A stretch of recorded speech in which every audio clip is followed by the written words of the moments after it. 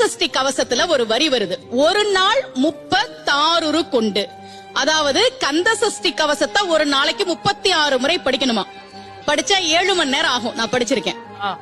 ஆனா கலியுகத்துல கந்த சஷ்டி கவசத்தை ஒரு நாளைக்கு 36 முறை படிக்கிறதுக்கு நேரம் இருக்காதுன்னு தான் அதுலயே சூட்சுமமாக ரகசியமாக ஒரு விஷயம் சொல்லப்பட்டிருக்கு. முருகனுடைய அருளால் நான் தெரிஞ்சுக்கிட்டேன். அதை நான் உங்களுக்கு சொல்றேன்.